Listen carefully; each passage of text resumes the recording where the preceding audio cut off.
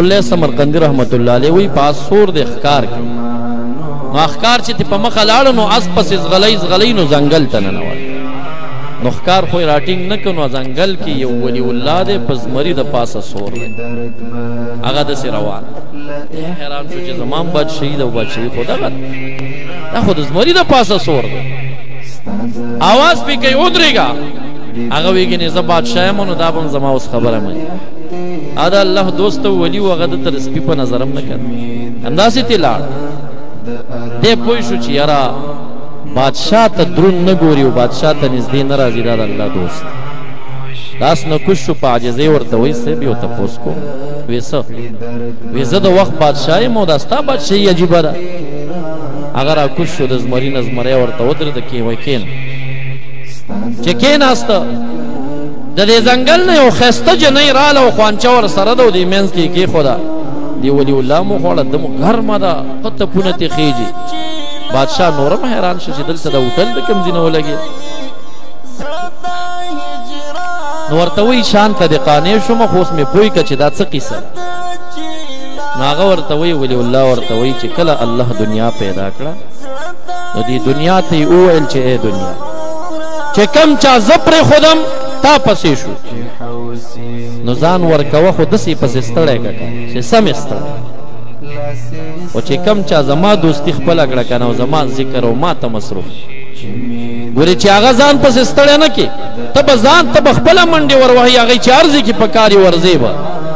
وایي دا ښایسته ښځه چې دې ولیده دا دنیا ده دا الله ماموره کړې ده چې د اولیاو دپاره به ته ورځې نو دا دنیا وه چې دا خوانچی ما ته راوړه الله ماموره کړې ده ولې چې ما دنیا پرېښې ده د اله العالمین ذکر په دې دشتو کې کوم او هېڅ کار مې بل نشته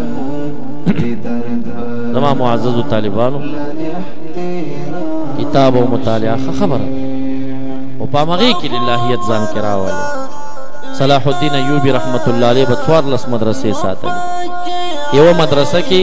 1 لاک طالبان به 14 لاکه طالبان ته به هغه لنګر ورکړ یو ورځ یې وي چې په دې جهاد ډېر ستړی شوم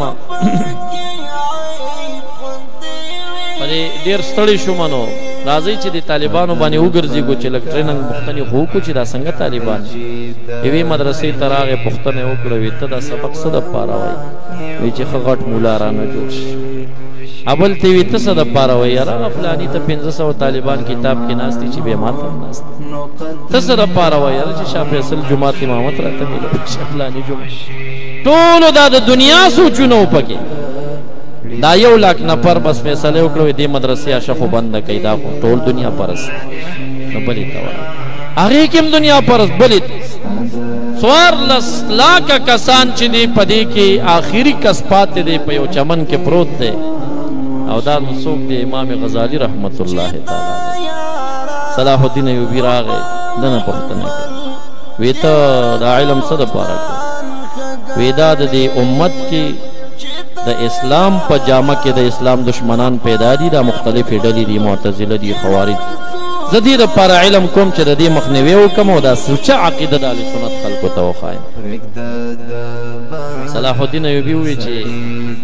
دې 14 لاکو کې چې الله یو هم د امام غزالي غونې انسان پیدا کوي که نه فیصله یې وکړه چې دا 14 لاکو ټولو ته واپس روټۍ حواله کوي او زما د لنګر نه ورته ارسه حواله کوي ځکه الله په دومره کې یو خو داسې سړی پیدا کوي للهیت د خدای رضا دنیا به تاسو ته راځي یو وخت داسې و زم طالب وم دې جومات ته رالم زما پکې 19 کاله وشو دا زموږ مدرسه چې ده او ما په دې کې په 800 روپۍ امامت کړی نه پوهېدم که 800 روپۍ باندې څوک امامت کړي خو 20 کاله مخکې دا هم ډېرې وې نو چې داسې 2-3 کاله تېر شو نو مشر ته مې ومه دا تنخواه خو زه نوره نه اخلم بس ورو ورو مې توکل جوړېدو نو تنخواه مې پرېښوده همغه مقتدیان دي زما عزت کوي زما قدر کوي خلک په 10,000 روپۍ باندې مدرسین دي زما جمعې مانځه ته دومره میلمانه راشي د طالبانو بعضو ته پته ده چې ما سره ستړي مشي کوي هغوی پیسې نو ما خو چاته نه دي ویلي چې پیسې راکوي هغوی پخپله راځي یقین وکړئ 10,000 8,000 15,000 دا د جمعې ما ته خلک راکوي بغیر د دې میلادونو نه ښه